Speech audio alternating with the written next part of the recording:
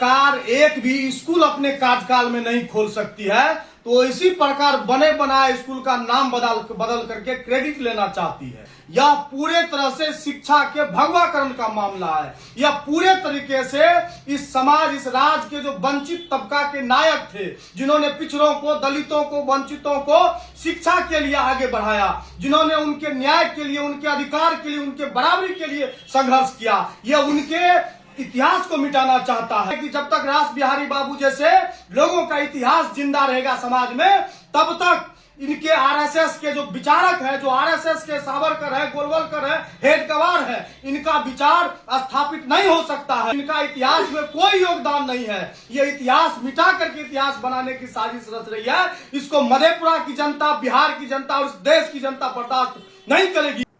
नमस्कार, मैं संतोष सिंह। शिक्षा समाचार में आप सबों का स्वागत है।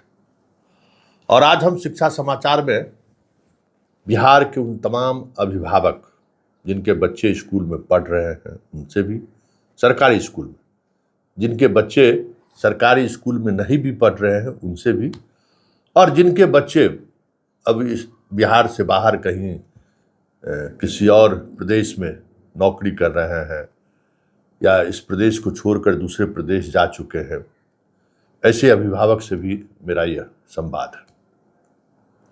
क्योंकि बिहार को बचाना है तो फिर संवाद तो करनी पड़ेगी। बिहार छोड़कर भी चले जाइएगा, बिहार के हालात जिस तरीके से बेपटरी हो रहे हैं, अफसोस तो होगा ना। या फिर जिनके बच्चे का सरकारी स्कूल से कोई लेना देना नहीं है, जिन अभिभावक का नहीं लेना देना है, कहीं न कहीं तो ऐसे स्कूल से जो बाहर बच्चे निकलेंगे, 24 घंटे में आमना सामना तो हो ही जाएगा। तो क्या आप महसूस होगा कि सिस्टम ने जिसको जाहिल बना दिया है वो तो जिम्मेवार नहीं है। तो कम से कम जो सिस्टम जाहिल बना रहा है उसको तो हम रोक सकते हैं, या फिर उसको हम लोगों के सामने तो ला सकते हैं कि इस सरकार की इस मुहिम को रोकना है। सरकार चाह रही है कि बिहार के बच्चा पढ़े नहीं, सरकार चाह रही है कि बिहार का बच्चा जाहिल रहे, जाकर मजदूरी करे, ये सरकार चाह रही है। इसलिए इस तरीके के कृत्य से बचिए। ये मधेपुरा का वही स्कूल है जिसको लेकर सोशल मीडिया पर काफ़ी घमासान चल रहा है। लोगों ने सरस्वती विद्या निकेतन को पेंट करके, देख लीजिए, कह रहे हैं कि आरएसएस के कृत्य को चलने नहीं देंगे। और हम शुरू से कह रहे हैं कि सरकार यही चाहती है।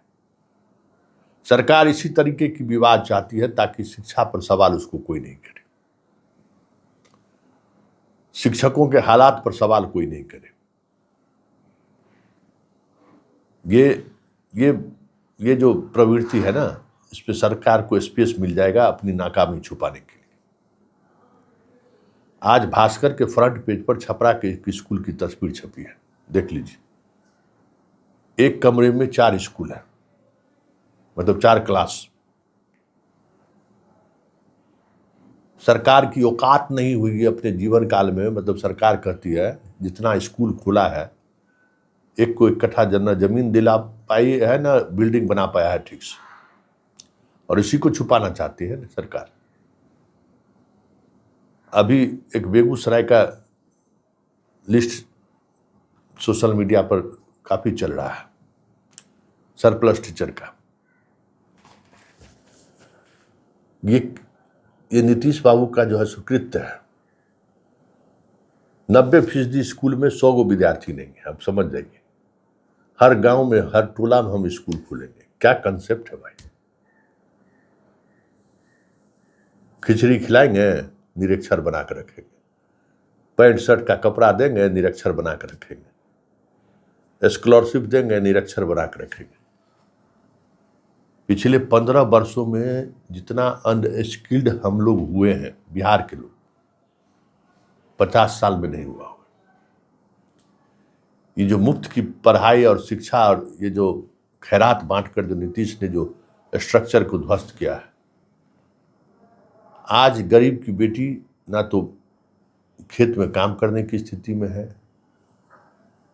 ना ही मतलब एग्रीकल्चर से संबंधित जो भी उसका भैंस दूने से लेके, गाय दूने से लेके, बहुत तरह का गोईठा ठोकने से लेके उसके इकोनॉमी को मजबूत करता था ना, सब खत्म।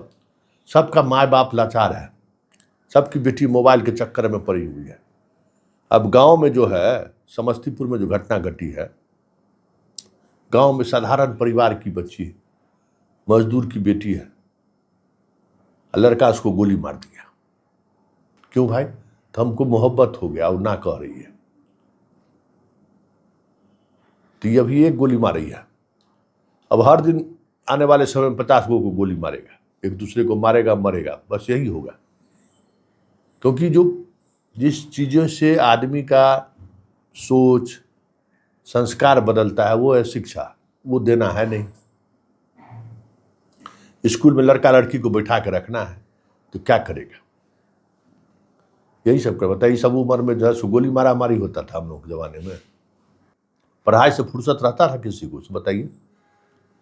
तो पढ़ाना है नहीं, इसलिए हमने बिहार के अभिभावकों से अपील किया है और बिहार के तमाम शिक्षकों से अपील करें। देख लीजिए, हम बार बार कहते हैं कि आप आप सोचते हैं ना कि सरकार के नाकामी को छुपाते रहेंगे, घूमते रहेंगे, नहीं चलेगा। सरकार की नाकामी को उजागर कीजिए, बताइए, हम लोगों को सूचना दीजिए कि कैसे एक स्कूल में एक रूम में 4 क्लास चल रहा है, कैसे अभी जो महाविद्यालय खोला है, कैसे 3 रूम में जो है सो पहले से जो सो उसके पास रूम नहीं है, और रूम दे के कॉलेज खुलवा दिया जबरदस्ती, 50 लाख रुपया पानी में बहा दिया, बैठने की कोई व्यवस्था नहीं है, रूम ही नहीं है। अरे उजागर कीजिए ना आप हम लोगों को भेजिए इस तरीके के हालात को।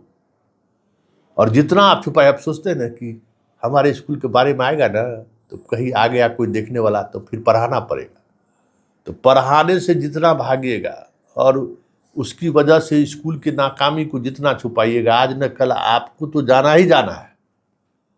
मास्टर साहब को कोई नहीं बचा सकता है, बात तय मानिए, कोई नहीं बचा सकता है। अल्टीमेटली आपको नौकरी छोड़कर जाना होगा, नहीं तो फिर गांव वाला पीटेगा, सरकार पीट ही रहा है, कोई नहीं बचा पाएगा।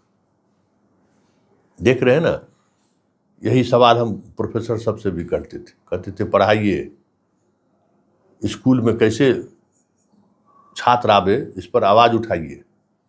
छात्र नहीं आ रहा है तो एक दिन जो है टेबल बेंच देखते देखते आपको भी सरकार टेबल बेंच की स्थिति में ला देगा, तो सोच लीजिए। ला दिया ना कि ग्रेजुएशन तक की पढ़ाई सरकार अपने कंट्रोल में ले रही है।